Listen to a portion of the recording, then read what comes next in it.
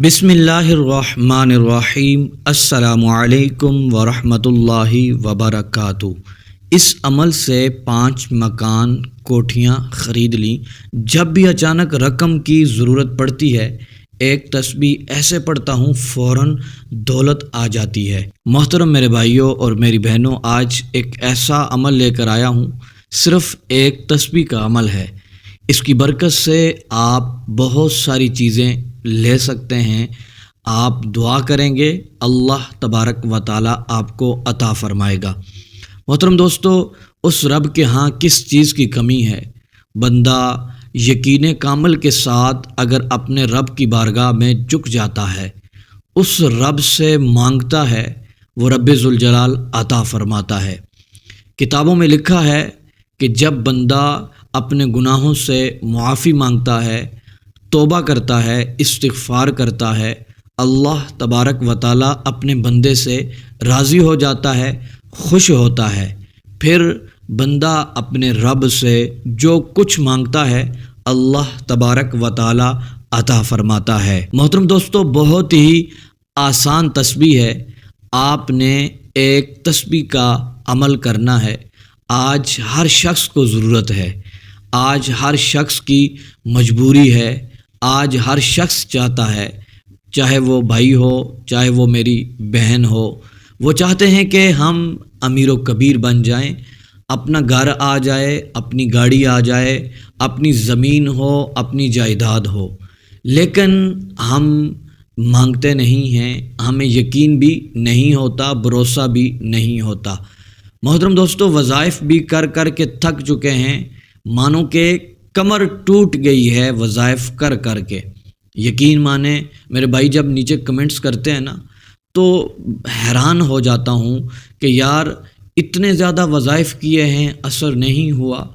तो फिर इस नतीजे पर मैं पहुँचा हूँ कि हमें यकीन ही नहीं होता। और बहुत सारे लोग ये भी कह रहे होते हैं कि ये किस किताब में लिखा हुआ है, कहाँ पर है, और ये आपने अपनी तरफ से बता दिया। मोहतरम दोस्तों, हम आपको वो वज़ाइफ बताते हैं जो हमारे बुज़ुर्गान दीन के आज़माए हुए होते हैं, उनके मामूलात में ये शामिल होते हैं, और बाज़ अहादीस तय्यबात के अंदर नकल होते हैं, और बाज़ कुरान पाक की आयात होती हैं।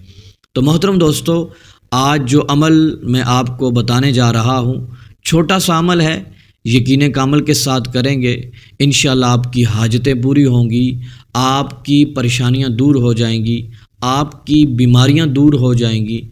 घर में लड़ाई झगड़े रहते हैं, बहुत सारे लोग परेशान हैं, लड़ाई और झगड़ों की वजह से ना इत्तेफाकियां पैदा हो गई हैं। बड़े छोटों की इज़्ज़त नहीं करते, छोटे बड़ों की इज़्ज़त नहीं करते। बड़ों को चाहिए छोटों पर शफ़क़त करें, और छोटों को चाहिए बड़ों की इज़्ज़त करें, लेकिन ऐसा नहीं हो रहा। तो मोहतरम मेरे भाइयों और मेरी बहनों, हम जब अल्लाह तबारक व ताला की कलाम को पढ़ते हैं या अल्लाह तबारक व ताला के नामों को पढ़ते हैं, तो फिर हमें नूर मिलता है, रब की रहमत बरसती है। जब रब की रहमत बरसती है तो रब खुश होता है। जब रब खुश होता है तो हम गिड़गिड़ाते हैं, तो वो रब्बे ज़ुल जलाल हमारी झोलियों को भर देता है। तो आज भी मैं आपको एक तस्बीह बताने वाला हूँ। आपने इसको पढ़ना है, लेकिन यकीन कामिल के साथ पढ़ना है। मोहतरम दोस्तों, मैं भी देखता हूँ, आप भी देखते हैं कि इस दौर के अंदर किस शख्स को दौलत नहीं चाहिए, किस शख्स को घर नहीं चाहिए, और जवान बेटियाँ घर में बैठी हुई होती हैं, उनके रिश्ते तक नहीं हो रहे। और क्यों नहीं हो रहे? दौलत नहीं है, रिस्क नहीं है, पैसे नहीं हैं, जहेज़ देना है। जवान लड़के घर में बैठे हुए हैं, क्यों? उनके पास कारोबार नहीं है, रिस्क नहीं है, दौलत नहीं है, फ़लाँ काम नहीं हो रहा, अटका हुआ है, क्यों?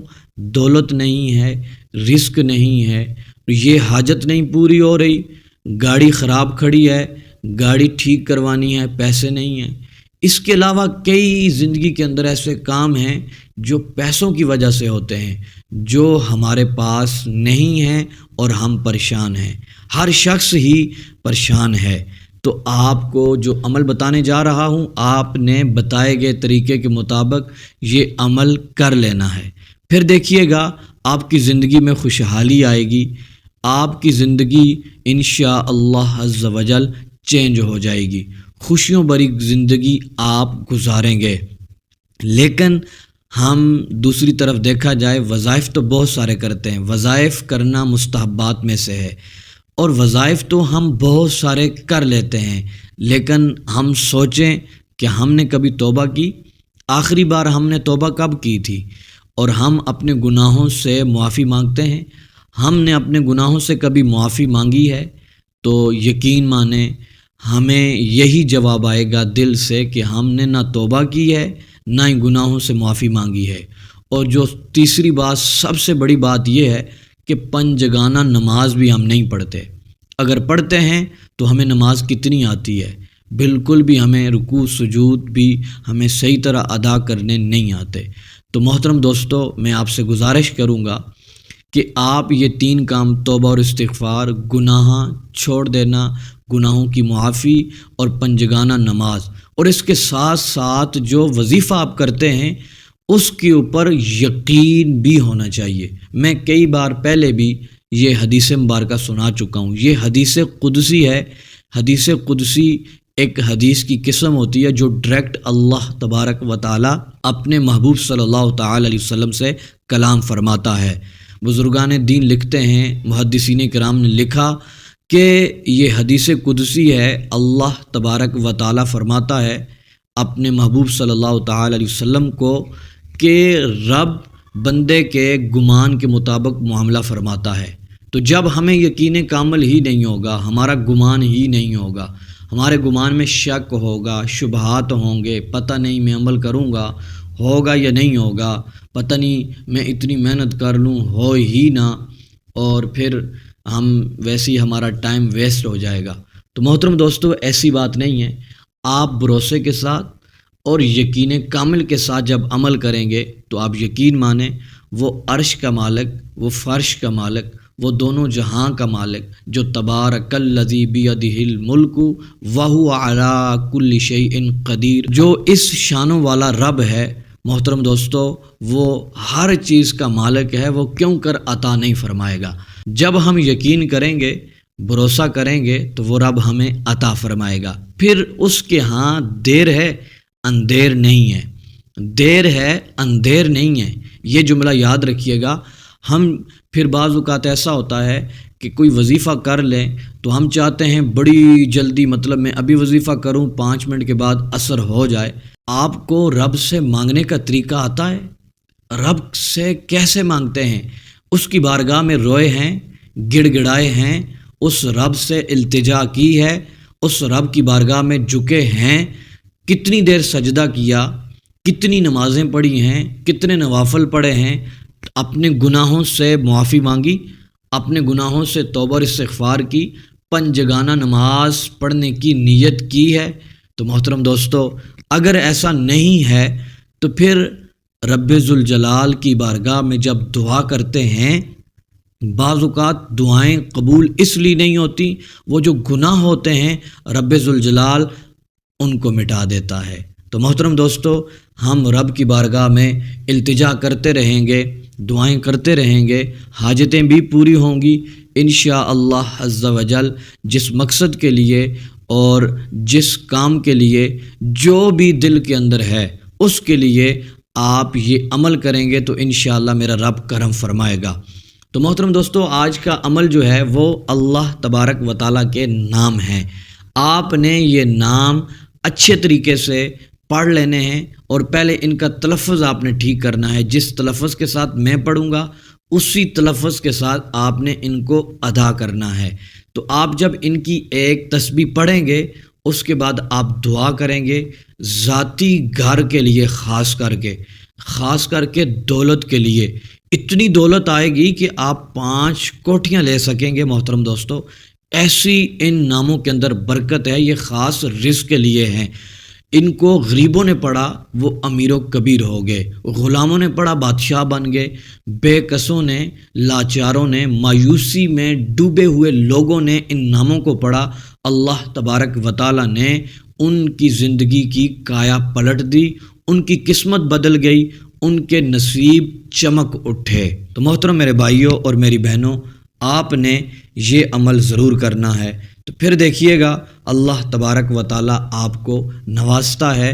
انشاءاللہ آپ جب عمل کریں گے، یقین کامل کے ساتھ عمل کریں گے تو آپ انشاءاللہ دعائیں دیں گے۔ محترم دوستو، کوشش کیا کریں باوضو ہو کر کوئی بھی عمل کیا کریں۔ وضو آپ کا ہوگا تو انشاءاللہ عز و جل اثر بھی جلدی ہوگا۔ آپ نے یہ 4 نام پڑھنے ہیں۔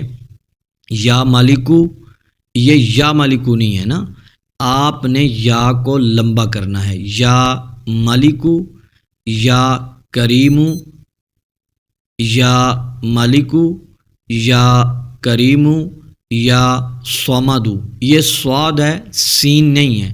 یا صمدو، صاد ہے، اس کو موٹا پڑھتے ہیں۔ یا صمدو، یا مغنیو، یہ 4 اسم مبارکہ ہیں۔ پھر میں دوبارہ پڑھ لیتا ہوں، آپ بھی میرے ساتھ مل کر پڑھ لیں۔ یا مالکو، یا کریمو، یا صمدو، یا مغنیو، یہ 4 نام ہیں۔ محترم دوستو، آپ نے ہر تسبیح کے دانے پر یہ 4 نام پڑھنے ہیں۔ ایک تسبیح کے دانے پر یہ 4 نام پڑھنے ہیں، پھر دوسری کے اوپر پڑھنے ہیں، پھر تیسری کے اوپر پڑھنے ہیں۔